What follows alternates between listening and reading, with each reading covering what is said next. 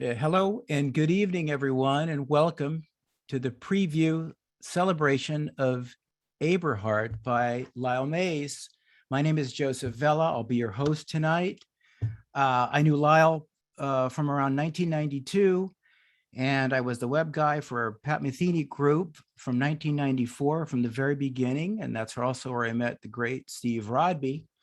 And I worked with PMG from We Live Here to Way Up and beyond. And Lyle and I were pretty close friends and had a lot of fun together, did a lot of projects together. And luckily, I did finally convince him to do a website, which I happily enjoyed creating and developing along with Aubrey Johnson. So tonight we have assembled a very special panel featuring many of the artists performing on Eberhard, and we also have the majority of the production team with us as well.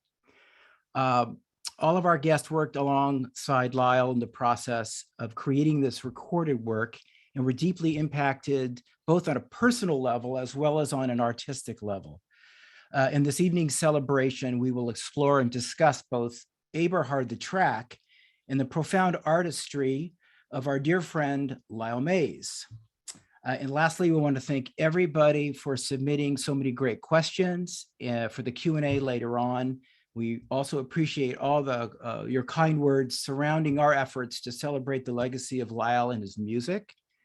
And right now, I want to introduce my co-host, but not really my co-host, Aubrey Johnson, who you all know from her tireless posting on social media and efforts. And Aubrey is an artist herself with her own career as a vocalist. She's also a fantastic composer, arranger, and teacher. And she participated in Eberhard from the very beginning in 2009, as well as 2019. So anyways, Aubrey, hello, good evening. Good evening. Thank you so much, Joe, for hosting and moderating tonight. Thank you all for being here, and thank you for your patience as we got everything sorted out with this webinar. This is a really exciting and special event for us, and it's so cool to be able to share this piece with you a few hours before it's actually released into the world. Of course, depending on where you are, you probably could have already streamed it if you're in Europe or in Asia, but here in New York, it's 9 o'clock. In California, where a lot of us are, it's 6 o'clock. So this is a preview for a lot of people. So it's really great to be here. Very exciting time. Okay, well, we wanted to thank a couple people before we begin. That's right. Thank you. I introduced you to them on via the fan page and the artist page on Facebook and Instagram. There are two wonderful humans named Pedro Silva and Paula Soares that funded the whole post-production portion of Eberhard. So that means everything after the mixing and mastering was completed. That process was pretty much done in April of 2020, and after Lyle passed away, it took some time to kind of sort out feelings and all of that. And then around the year anniversary of Lyle's passing, I started to feel ready to bring this music to the world, and a little more happy and positive about Lyle's memory and legacy. And around that same time, I got this email from Pedro and Paula, basically just saying, like, we're huge fans of Lyle's. We loved him so much. We had close to home at our wedding. We actually tried to get him to come and play it, but of course we didn't hear back. And for years they had, I guess, tried to get in touch with him to say they wanted to fund a project of his. And they had tried lots of different channels and and didn't get to him. And it's understandable, because it's kind of surprising to hear somebody just wants to give you money. But it turned out that it was real, and these are two incredible, wonderful people. I got a chance to meet them in New York, and we worked out everything, and they really made this part of it possible for me. And especially the fact that I was able to do this as a self-release and not associate it with a record label. And so that meant that I got to really fulfill Lyle's vision for how he wanted this released, and really make it personal and special. And so I want to just thank them for making all of that possible. So maybe Round of applause. That's right. We know you're all clapping at home. We're clapping for them. Yes. Let's meet our esteemed panel. I'll go through reading some things, and gang, as your name is being read, turn on your camera so we can see you. Everybody who's watching, before we begin, could you please put your viewing in Zoom to the gallery view versus speaker view, so you can see all of us sort of like cubes on your screen. We wanted to make this inclusive, sort of as a group presentations. Lyle was really into collaborating. It was a big thing with him. And we want to collaborate not only with one another that are on the panel, but also with you who are watching. So we're all a we. We're all a we. First up is the wonderful woodwind and sax master, Bob Sheppard. Bob, are you there? And you can put your sound on too, Bob. Hi, Joe. Hello there. Good to see Hi, you. Aubrey. Second up, we're going to bring in a very innovative guy who is really incredible in his work with everybody behind the scenes, and is just a brilliant, technological minded guy, Rich Breen. Rich is sort of the mixer, the recordist, the master, maker. Hi, Joe. Hello there. Good to see you. We're Nice bringing. to be here. Thank you. That's such a great setup there. Very comfortable. Still This light is where we mixed Eberhard. Still light where you're at. Bringing in both Rosana and Gary Eckert, who sang alongside Aubrey. Hello. Hi. Nice to Great. see everybody. So great to be here. Bringing in Ryan Andrews, score supervisor, composer's assistant. Hi, Ryan. Hi, Joe. Nice Great to to see be you. here. Great to see everybody. You too. And Here- Ryan's in Spain, by the way. So he's awake at 3 a.m. to be here. 3 with a.m. us. here. He's the best. That's dedication right there. Next up, Pierre Piscitelli, who did score preparation and is also the co-author of the Music of Lyle May's music book that has been going gangbusters. That's great. Hello, Pierre. Hey guys, thanks for having me. We have next up an old friend of Lyle's and a fantastically talented musician and master of all sorts of things, Jon Papenbrook. Hello, Hey, everybody. Jon. How are you? Hi, Joe. How you going? The next up would be that fabulous marimba, vibraphonist, xylophonist, timpani player, everything else, Wade Culbreath. Uh-oh, Wade's got to figure out his video. I see you. There he you are. is. All Is Is it right. working? Yeah, you're Hey, up. everyone. You're up. Hey, All right, never do Zoom on an iPhone. It's horrible. It's hard. How you It's not, doing? not good. And last but not least, the incredible man who needs no introduction, but we're giving him one anyways because he's doubly special, Steve Rodby. Everybody, thanks so much. Hello, Steve. Thanks, Joe. How Thanks, are you? Aubrey. Thanks for doing this. Fantastic. Thank you for all participating, and it's just great to see everybody. Aubrey, you're up now, and to give us a little overview before you play the track that we can all enjoy. And everybody can you please go on mute now on your mics, on the panel at least.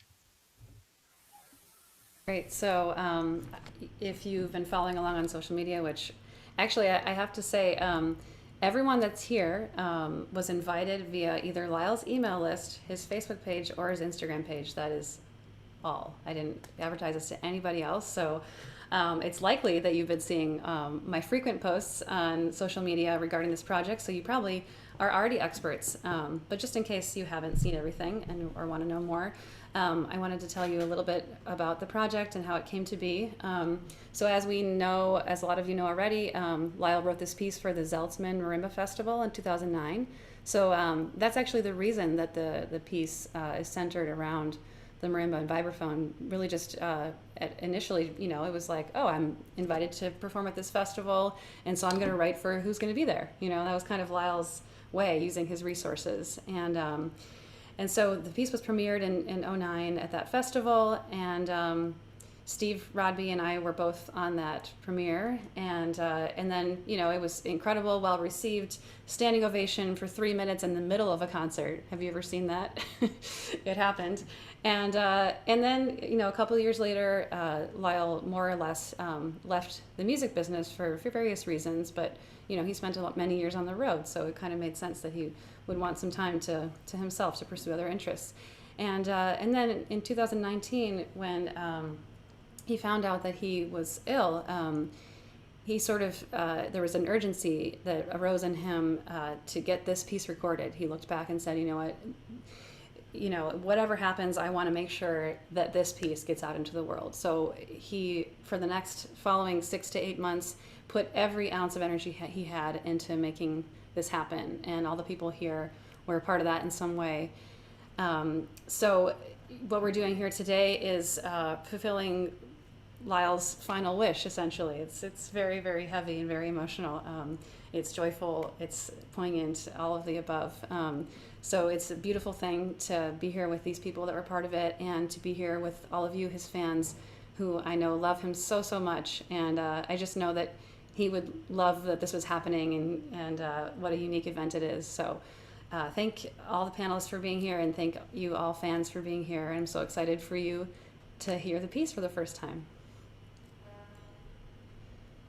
And now we can have Steve Rodby play it for us.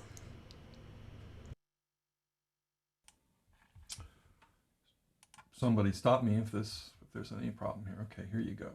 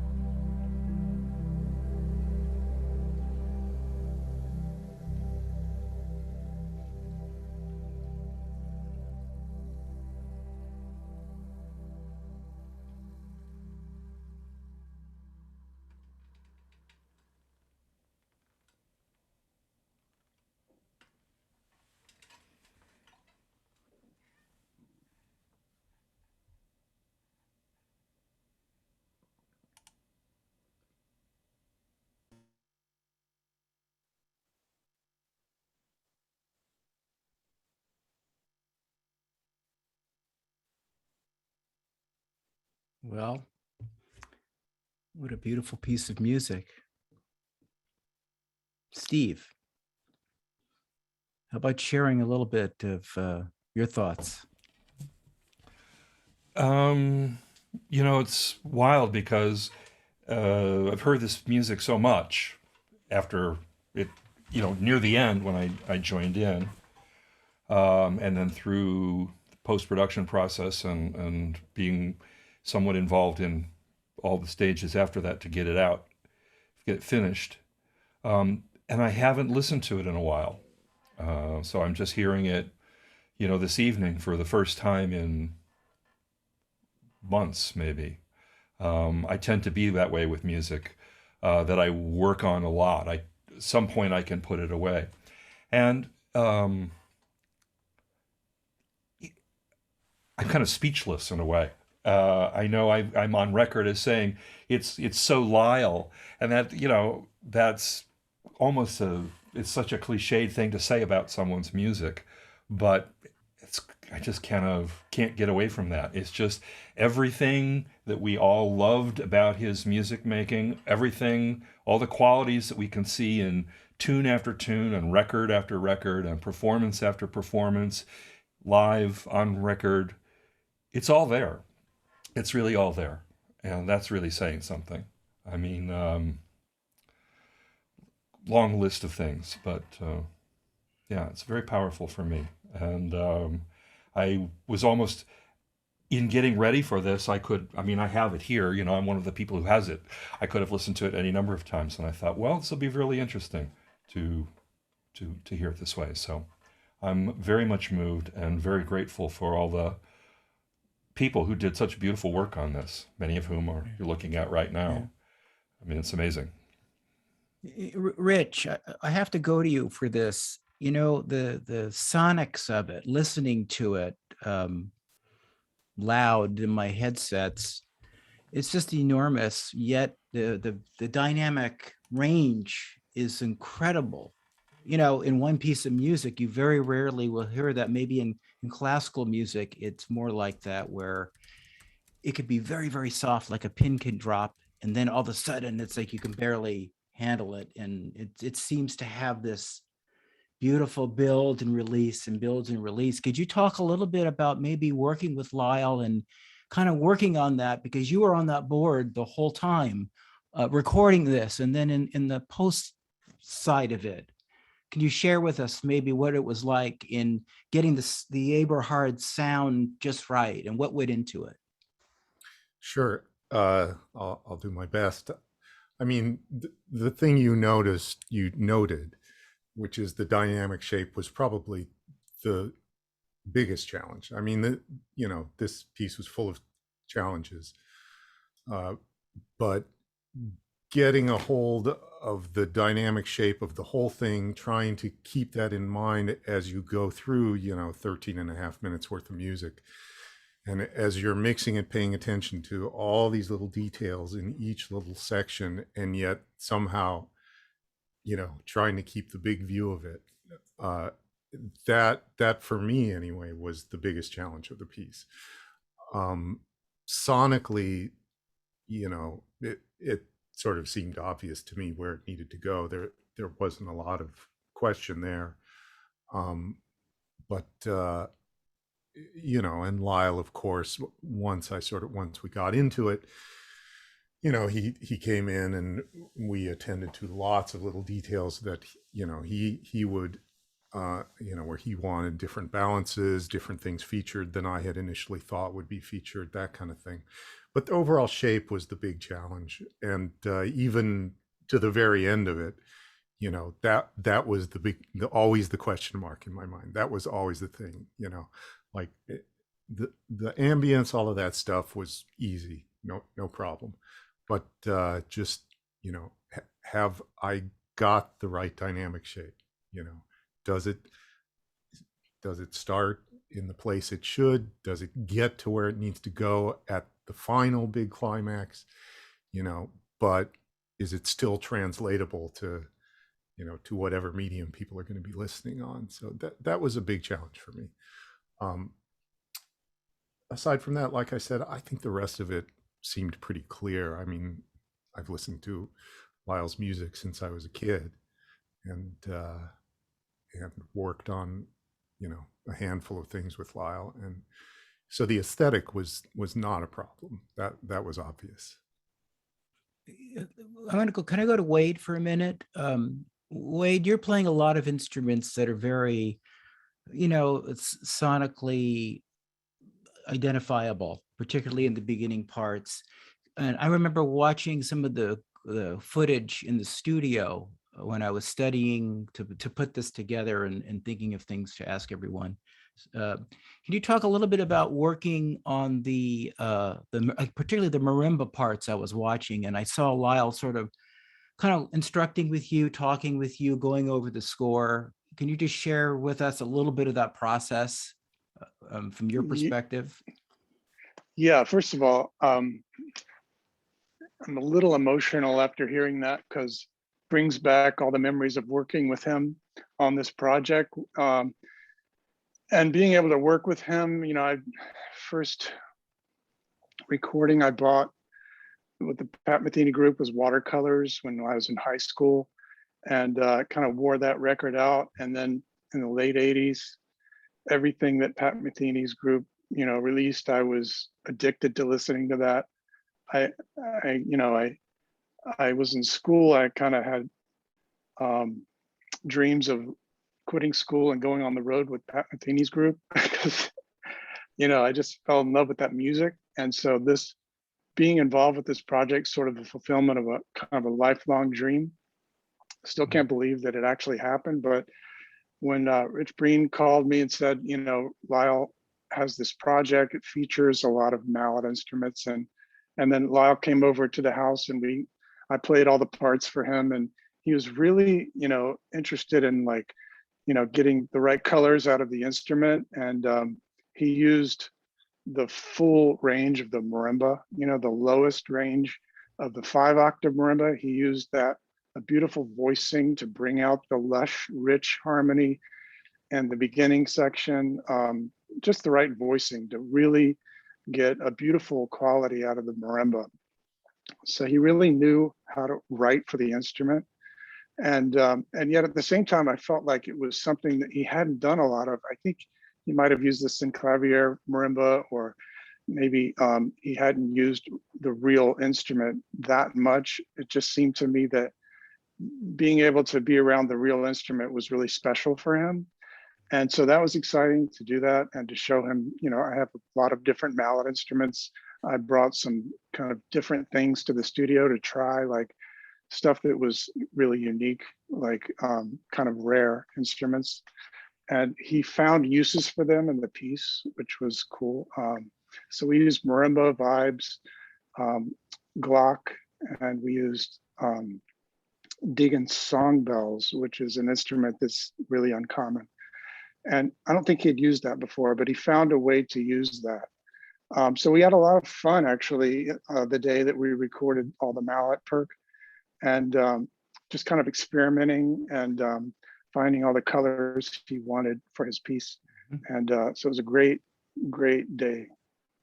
And Wade, are you playing all written parts, or are you improvising in places?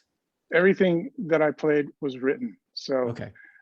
Yeah, he wrote out a really cool solo that was kind of with Aubrey's scatting line, and then everything after that, it was all written. So and then he doubled some of those parts, like the marimba vibes, playing the same parts. So yeah, but that was written. That's great. And this leads me to both Ryan and Pierre. The bi-coastal, Lyle's right-hand men, doing a lot of the score stuff. And so Ryan, you're on site, you're working alongside Lyle, and plus you're working and also with Pierre, correct? That is correct, yes. So it was a process, a lot of back and forth in each session to figure out what wasn't working, what needed to be tweaked. What was that like? Just give us a little bit of what that was like, so we understand the amount of work that really went into sort of what your role was, as well as Pierre kind of dealing with the score itself. For sure. Well, Eberhard started as he had it all sequenced out in Digital Performer. So the whole, it was a whole MIDI performance already sequenced in. And so the work was really in taking that MIDI sequence and turning it into a score for performers in the studio. So there was a lot of back and forth, taking Lyle's performances that he played into the sequencer and turning those into score, which Pierre did in Sibelius, and it was really well. And Pierre, what was it like on your end? You're not there, right? You're in New York, separated from these sessions. What was were you up like 24 hours a day? Yes, I was, but it was my pleasure. It was like a 12-hour a day for a couple of months kind of thing. And there was an urgency from which this was born.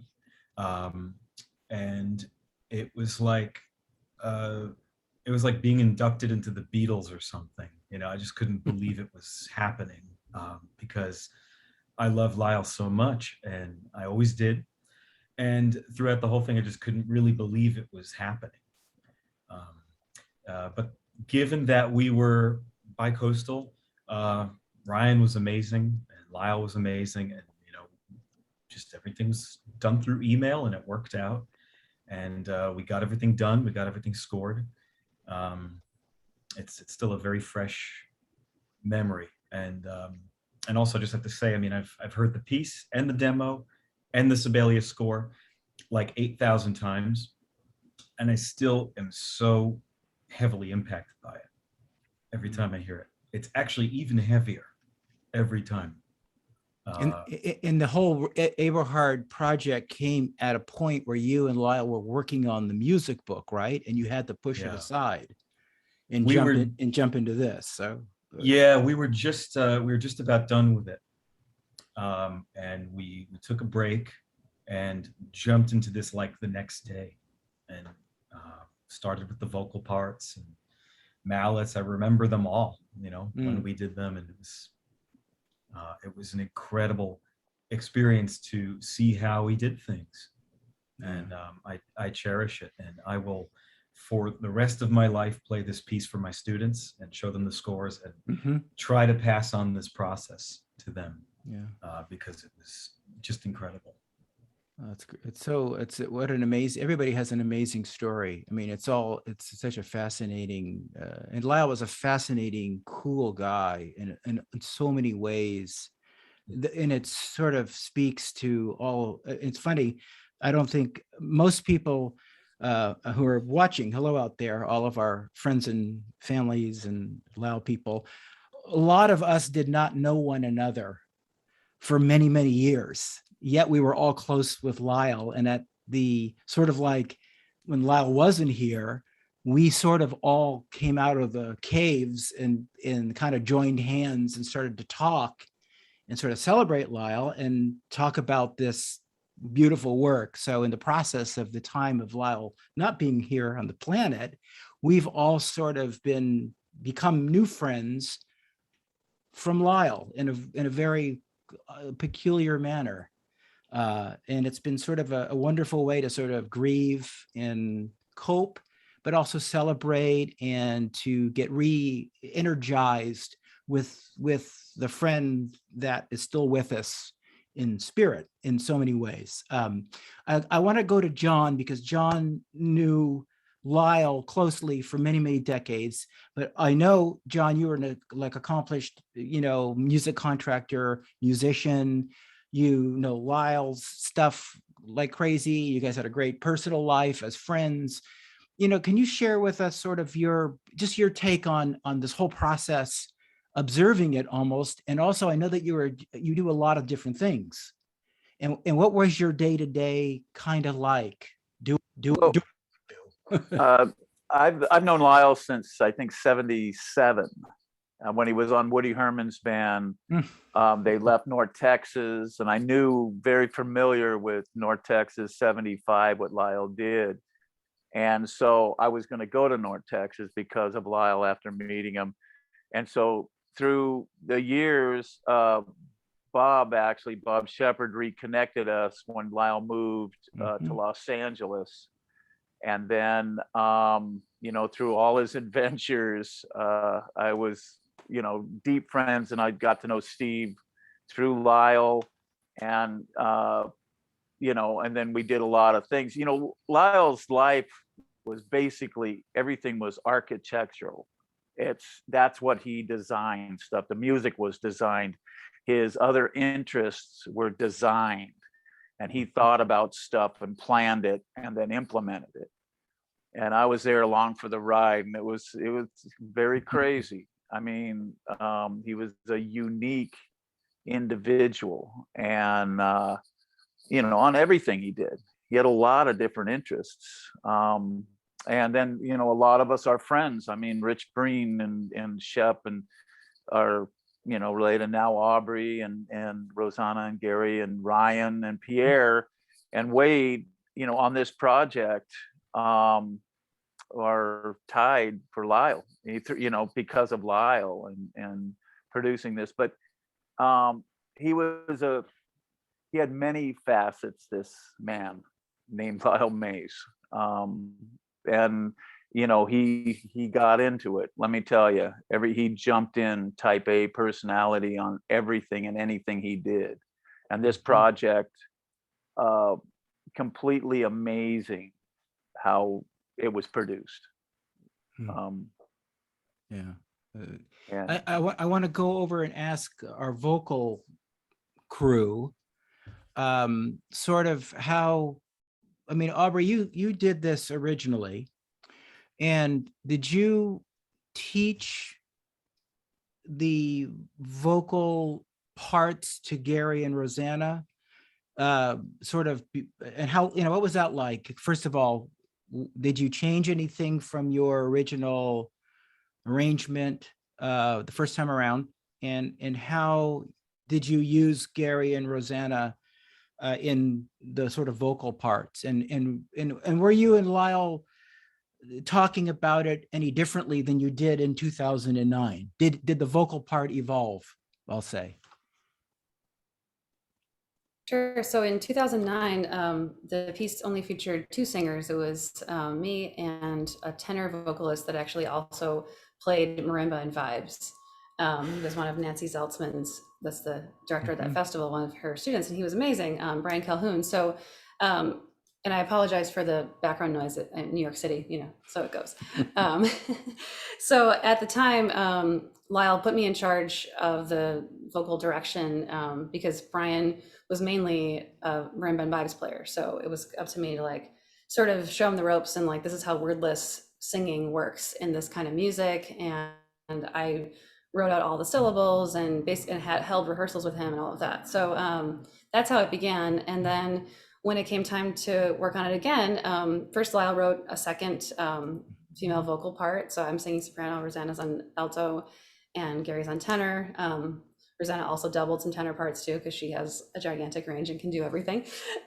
So working with them was quite different because of course they are super high level professional vocalists and very much understand the kind of sound that that Lyle goes for, because they're longtime fans of the PMG and they've done work with Bobby McFerrin and lots of other people. So it wasn't like I had to tell them what the sound should be like, but someone needed to be in charge of defining certain elements of the vocal parts. And I think, Lyle, as my mentor, he wanted to give me some responsibility and let me step into a role of leadership. So I didn't reference the old syllables at all. I don't even know where that was written down. I wrote new syllables, put them into the score, and figured out articulations to what I thought it should be. And then we had a rehearsal with Lyle, and he basically said, you're in charge. I'm just here to, give input here and there. And so that's how we did it. And of course, they're the ultimate professionals and wonderful to work with. And it was an honor, to lead with them, and we also worked out a lot of stuff together as the three of us. And then Lyle offered a lot of articulation input as well, and dynamic input and tone input, and it was kind of a collaborative process of figuring out how the vocals should sound. Mhm. Went back at some point and listened to the live recording of '09 and was like, wow, the articulations are really different, but that was not really discussed. It's just kind of like, I guess it just happened, because it was a new approach to the piece 10 years later. So Rosanna and Gary, how did you take to this from the beginning? What was the experience like for you learning this sort of it's almost like a language that Aubrey was talking about, how you're all singing in a certain manner? I mean, and I know that I'm also asking everybody questions that people have asked in my dialogue, just so you know, we're doing the Q&A as we're talking.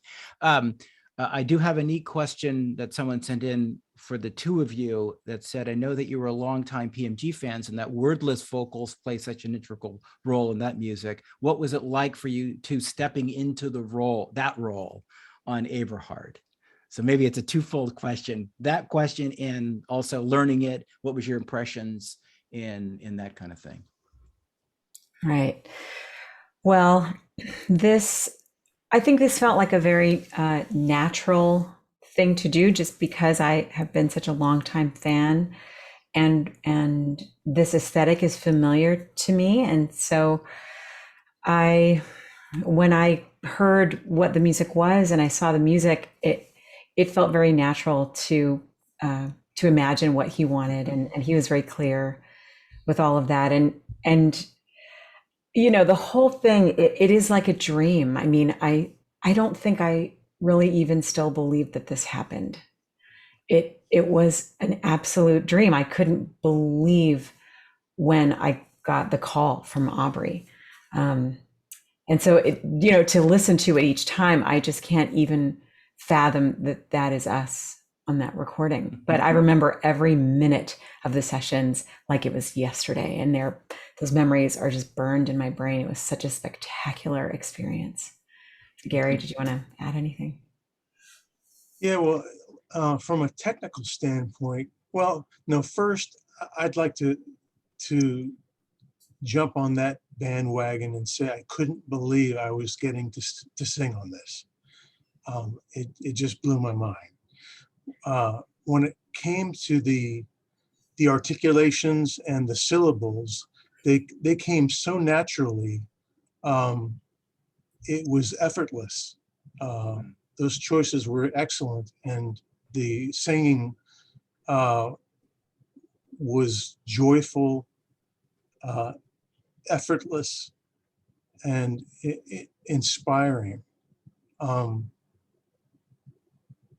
So I think my experience in the studio and in the process of learning the music was one of lifting me. It took me from a place that let me just say, it took me to a place of joyful living, and it's something I'll never forget. Oh, that's deep. Now, I'm going to have to ask big badass Bob Sheppard two questions. A, can you talk a little bit about the woodwind playing part, that you played other parts, and then can you talk about the tenor sax solo and maybe your approach to shaping that solo within the context of the composition? Whatever question you want to answer first is fine, but I'm sure most people probably want to hear about your approach to your tenor sax solo, since it's so prominent. So let's start with that. Oh, thank you, Joe. Thank you, Aubrey and Joe, for organizing this. I'm sincerely honored to be among you and be part of this project. And there's two different elements of. I'm used to going into studios and situations and sort of doing the job. I've done that all my life, and we all do that. Steve and John and Wade and anybody. So there's a craftsmanship thing that I really want to sort of do a good job. right? But then there's this weight of you're working for Lyle, like Lyle. You know, there's certain people that are on a pedestal for me.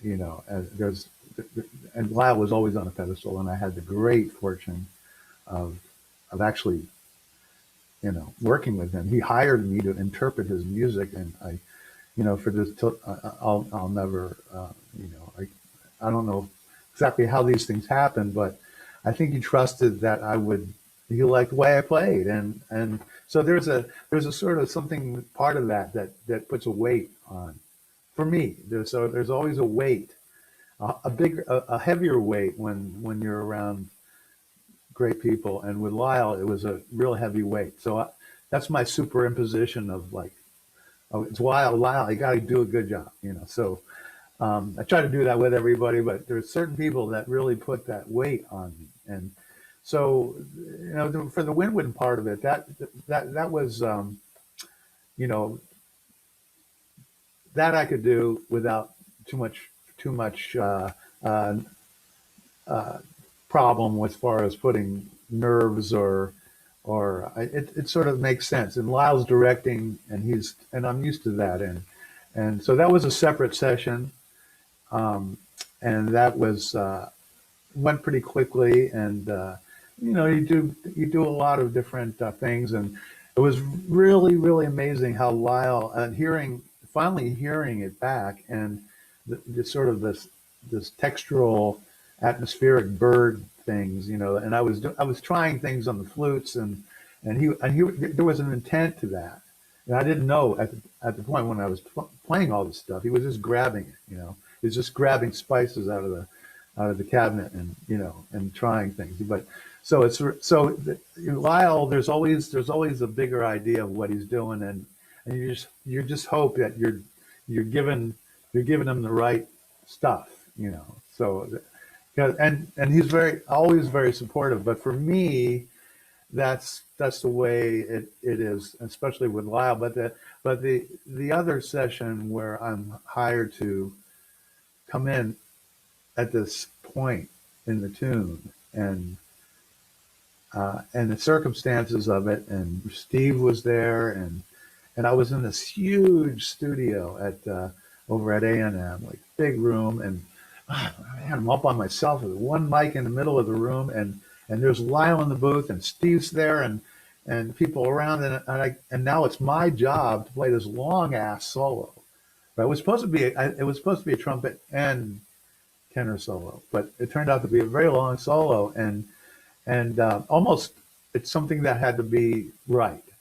It had to start and develop, and it had to end up in a place, as you just heard. It had to shape, like, just like the shape within the shape of the tune, and I'm telling you, it was quite a thrill, and it was quite thrilling and terrifying at the same time, because I had to get this done, you know. So it was just a lot of emotions. It reminded me of being on this trip I took to Alaska with my friend Bruce, who had a 39-foot boat, and we got caught in out of the Gulf of Alaska, and there was 15-foot waves, and I was terrified, just terrified, like, I could die here, you know. But later on, it all subsided, and I'm looking back, I wouldn't have missed that for the world, you know. So there's an element of thrill, excitement, and the music was just it was powerful for me to be there trying to make this happen. So I could talk about it for a long time, but I hope that gives a little bit of a feeling of what it was like to try to come up with something that Lyle liked. That was a big deal. I wanted him to like it. You know? That's great. I want to ask Aubrey, or someone who can speak about the cellists. There's 4 cellos in the piece. Can someone just do a quick overview on sort of, you know, that was added, right? That's added new from the original. Does anyone have, maybe Ryan, do you have any insights as to the cellists and just the parts, maybe, just to give a little context around that? Yeah, so there was lots of parts added to the piece since the 2009 premiere. So we had this whole MIDI demo that he had made up and produced with Bob Rice back in 2010, 2011. Mm-hmm. And so then when he started coming back to the project in 2019, he just started coming up with all sorts of ideas and writing and adding new parts, new textures, kind of got back into his sequencer, got back into music and full force, and was just coming up with all sorts of stuff. And one of those ideas was the cello quartet. Among some other ideas, he added new woodwind parts, the extra vocal part, all sorts of stuff. And so the cello quartet, we had been living with the MIDI demo for a while at that point. We're like, where would cello quartet really fit in here? Because I mean, the MIDI demo on its own sounds beautiful. It's an incredibly balanced piece, perfectly orchestrated, sounds great as it is. But then these extra parts that Lyle was adding in, it didn't detract any from that balance that he had created in this structure. And it just added all of these interesting nuances and new textures and parts, and hearing it come alive in the studio, it was incredible. So he had me load up some cello samples with plenty of extended techniques and articulations, just to kind of get an idea of that in the MIDI world. But then giving it to Pierre and getting it on the score and hearing it come alive in the studio, it was just like, oh, why weren't there cellos in this before? I mean, it fits so perfectly and adds just like so many extra layers, and but doesn't at all detract from the balance of the piece that was already so perfect as it was. Yeah. If I could add something really quickly, you know, it's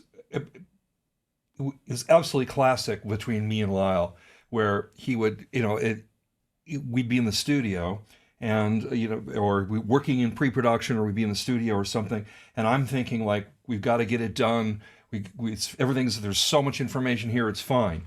And then he would say, I think it needs blah, blah, blah. He's always thinking in hearing new parts in his head, and I'm like looking at the watch or, you know, something like that. And of course, he was always right. And it was just this incredible thing where he would just keep building up the music until something didn't work, or something, until it was done, until he would say the track is rejecting that part. But when he said to me, you know, I think we need, he said, I think we need some cellos with extended techniques. I said to him, of course you do. You know, it's like, it just was, of course, you know, and I would have thought of that in a million years, but it was going to be like that until it wasn't going to be like that. And he would keep thinking of things, which brings me to one really fast thing I'd like to try to express, which is that for all these years of making music with him, people would say, well, what's that patch that does the thing that plays this part? And what's that patch? Because they think of it as a single synth, a single sound, something. Mm-hmm. And I would say, well, it's probably about 7 things. And it's not just 7 elements, you know, in playing this thing, but in the mix, they're all weaving in and out. And that's why it's not identifiable. It just sounds like music. It doesn't sound like a synth, or it sounds like cellos, but it's like, is that cellos or what is that? You know, he would think in terms of musical content, in terms of the lines, and then fill it out in these complicated doubled and tripled and alternate kind of orchestrational kind of things. So it came together in this way that I've seen very, very few people who not only can do that, but even understand how that's done. Mm. Yeah, that's fascinating and sort of brilliant and so unique to him in his brain in processing and talent. I have one question, if we can stay a little bit longer. There's one question that you all can answer in your own way that I thought was really cool. It's from Barbara. She said, what is one thing either in the way you approach music or your personal life that you do better or differently because of your association with Lyle Mays? Who would like to tackle that first? Pierre? I mean, sorry if I'm stealing this from other people, but the answer is everything. I just have to say it. It's everything. I mean, my emails are better. My phone calls are better. My texts are better. I'm more deliberate and more careful. Everything is on a higher level. The standards are much higher. The way I cook, I mean, I can't even begin to express. And he did it very kindly. You know, he never ever said, "Oh, this sucks, do it over." That never happened. It was just watching him do his thing. It wasn't just music. I mean, he was a scientist, and the way he did everything was very over the top, deliberate, and accurate, and intelligently done. I mean, all his fans know he was really smart, but he's actually so much smarter than you can imagine. It's even better. Everything he did was on an even higher level than you can imagine. It still blows me away. So I would just say everything's better. If I might, I've said this elsewhere, but for me, the one thing that immediately comes to mind is he and I would always talk about, it wasn't this, it didn't have to be this or that, it wasn't either or in terms of music. He was always trying to find a way to bridge the dialectic, in some way, which gave the music scale, it gave the music some grandeur, it gave it nuance and texture and complexity. I mean, if you think of this piece here, it's very, very tender, but it's also very tough in the end. And that's a mixing challenge, it's a writing challenge, it's a performing challenge, but he had that thing where he could be both those things. And so he and I would use this phrase, both and, as opposed to either or, in an aesthetic framework. And I think that having him see that it wasn't just talk, he would show me time and time again how that was possible. That's really changed my art and all kinds of other things in my life. So of the so many things that I could say, that's one that really always stands out to me. Yeah. How about you, Rich? Yeah. I mean, the answer to that question is so long, I don't know that I can give it to you. I mean, Lyle was there like from the very start for me. And I'm not sure that he's responsible, but he played a big part in my development. I mean, I met him when I was 14 and I wanted to be a piano player.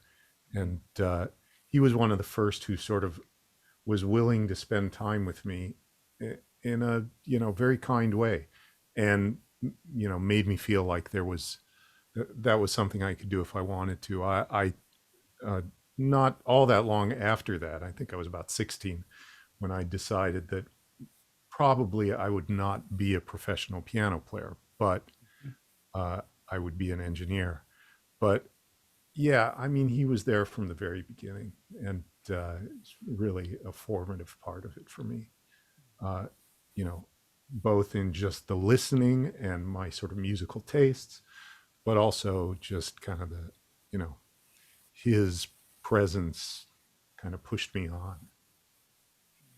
Thanks. John? He made you focus, no matter if it was music. His design stuff was amazing. And because I design and build, and we work together. And some of his stuff, I'm going to say with people, he was into Lego and design of, and it's not making little instructions. Yeah. No, he had a 12-foot by 20-foot castle that he designed in his mind, in his living room. And it was amazing. And then he shared it with like my grandkids and us and people that came over. It was amazing. Then he'd get bored and he'd make a train out of Legos. This wasn't kids. He'd see this architectural mind in mathematics. He had a miniature version of the Roman viaduct built. And and then when we did some design on his house, he designed everything, and to the small tile design, and his mind thought that way. And that's why the music, and he even explained it that it was, he designed his music, and he was great at it, and he was great at a lot of things, you know, all his stuff. So focus, and man, he demanded that you focus on this. Yeah. And you know, it was, we have a great friendship, you know, and he was a very interesting character. Rosanna? Well, I think I would have to say that something that has really, really stayed with me. I spent a week almost all day, every day with him when he came to UNT for a residency, and I was performing and rehearsing a lot with him during that time, and we got to know each other very well, and shared a lot of meals and a lot of talks, and I got to see how he dealt with problems or things not being quite right technologically, and how he would solve those problems, and then of course working on this project. And something that will never leave me, it stayed with me, was just his care for other people, whether it be musically writing in a way that would serve every level of listener. I know that we all know that was a huge philosophy of his, to make it, you know, something beautiful, something accessible for everyone, and yet have the depth at many layers for everyone to enjoy and appreciate. And that's such care for your listener. But even the way that he, you know, would treat me or all of us and bring us into his greatness, it empowers it. You know, just like Rich was saying, he spent time with him and told him, you could do this if you wanted to do this. The way that he took care to give of himself and be so generous with his greatness, you know, it did empower me. It gave me wings, and I think of how he tries to serve all with his music, and I just carry that forever. That's nice. How about you, Wade? I always feel that those that are the best at their craft are usually the most humble. And in all my interactions with Lyle, he always made me feel extremely comfortable and never put like this air of like, you know, feeling like I had to, you know, be a certain way or act a certain way. He was just really easy to work with. And so I felt he had a real great sense of humility about himself that made me feel like, you know, this is going to be fun. This is not a high pressure situation. He's just really super easy to talk to and to work with. And so throughout the whole process, he always made me feel extremely comfortable and to work with him. So I think that quality is really one of his strengths and something that I admired greatly after working with him. Yeah. Gary. Yeah, for me, it's pretty brief. It's a sense of excellence that I took away from the recording process and from being part of this amazing piece of music. The standard, the level of excellence that he brought to the entire project is something that has stuck with me. Bob. I so agree with everybody. Yes, Gary, there's a sense of excellence sort of transcended into everything Lyle did.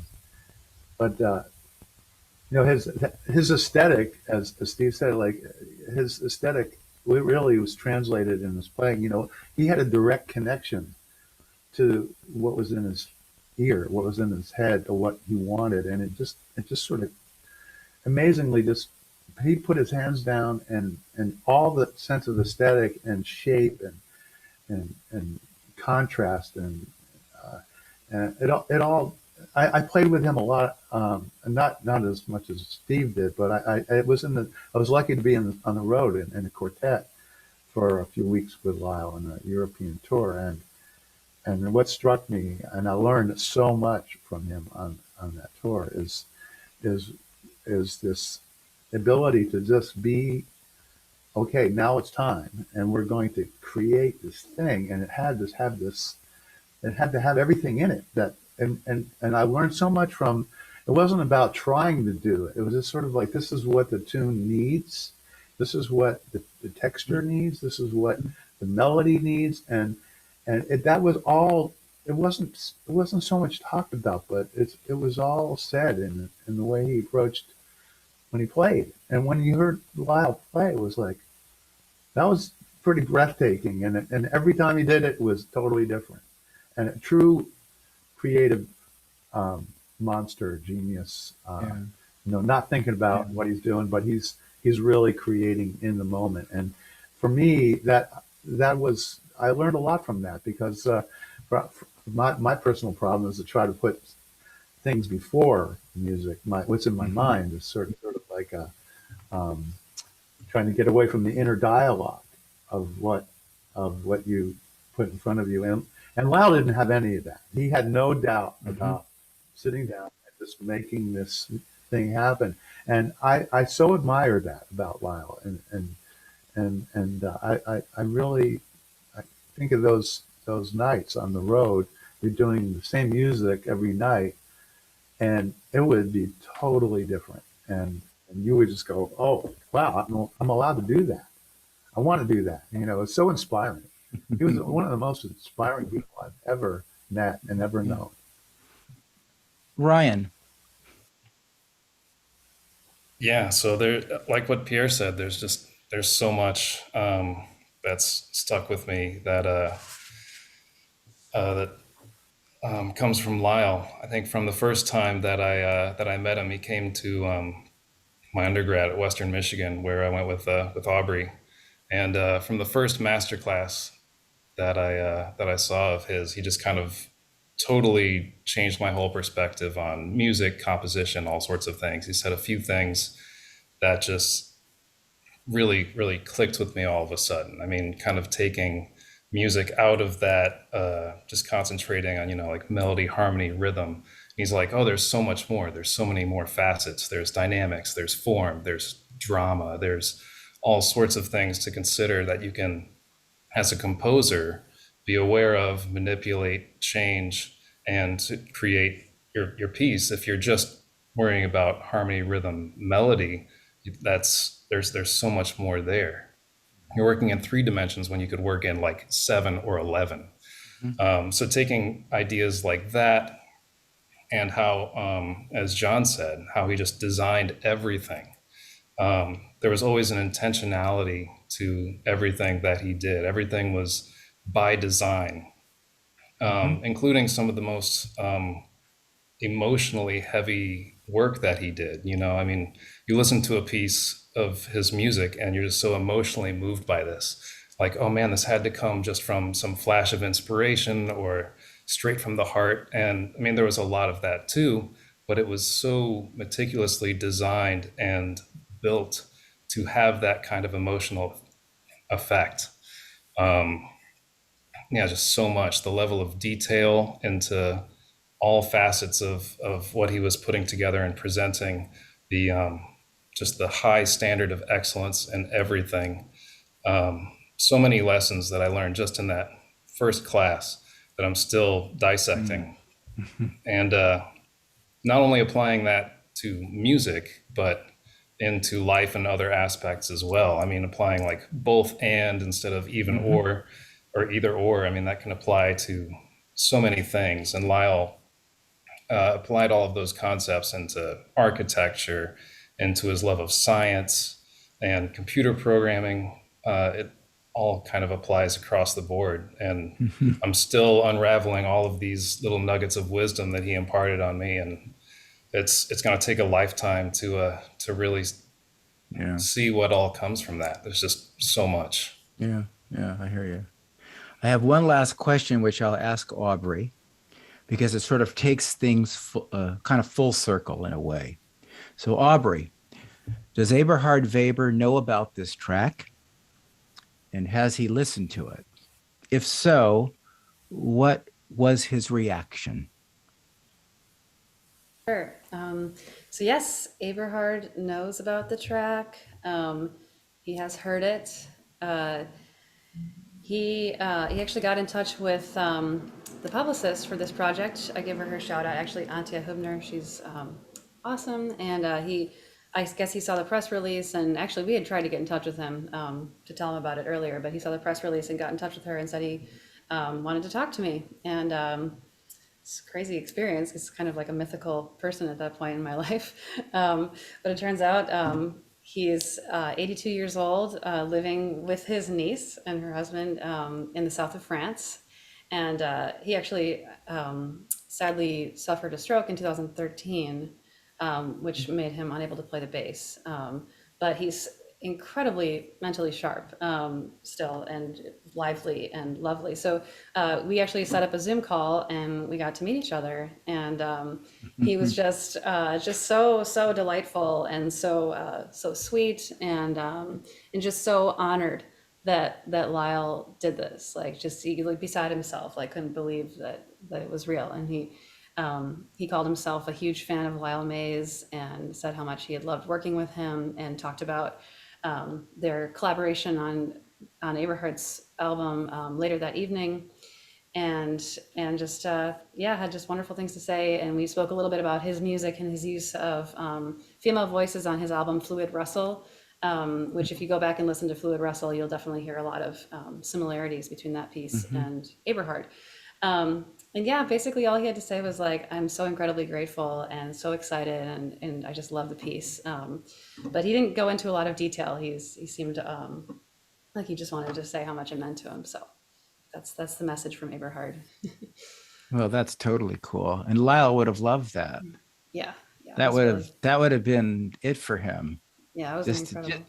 Just to that acknowledgement, that just simple human acknowledgement. What a lovely way to sort of conclude things. It'd be great to talk another hour in the full details of the influences of that, but maybe we'll save that for another time. Sure.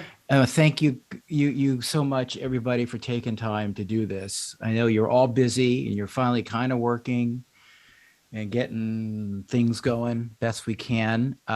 Everybody who's out there from Lyle's fan group, thank you so much as well, and keep going, keep it coming. I know Aubrey and I have been working on a lot of stuff for the website.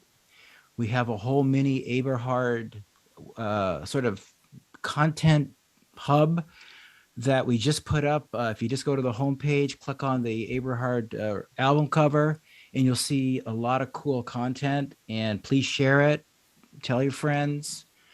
Please go and buy your copy of the track, so you can really fully listen to it with big speakers or headsets. Put it in the car, crank it up. That's really the way to experience it, courtesy of Rich Breen and his magic, and these great artists and producers and wonderful composers, musicians behind the scenes who work their asses off to actually make this happen, which is a very complicated thing, which they make seem easy, which it's not easy.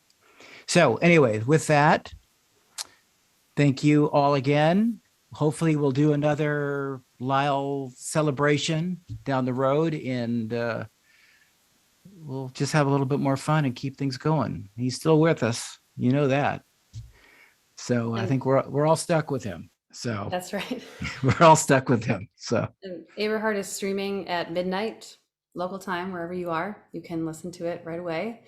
And also I got the vinyl in the mail. I wanted to show you what it looks like. oh, that's great. There you go. Hmm. There he is. You have vinyl, CD, And- digital download, streaming, the poster, right? Yep, t-shirts, You're- mugs, they're all there. Okay. LyleMays.com/store. And we just hope you listen and love it, because this is Lyle's gift to all of you. So Thank you, Aubrey, for everything you've done in this last year and a half to Yeah. make this thank you. Yeah. be able to It's be an shared honor. with the world. It's just amazing. Yeah. Honor. Thank Thank thank you all of so you so much much. for what you've done. Thank you. Herculean effort from Aubrey from the start. I had a lot of help from all Well. of you. So it's all good. Thank you. So Cool. All right. And thanks, Thank Joe, you. for hosting tonight. Oh, you're very welcome. My pleasure. It was great to Nice. just talk to everybody too in person, finally. That's right. So still can't see each other so easily. So it's nice to just, the So nice, group. Joe. Thank you, everybody. Thanks. Thank you for all for participating and Thanks, Joe. watching and supporting. Thank you. Good night, everyone. Thank you, Joe. Thanks, all. Joe. Well, you're welcome.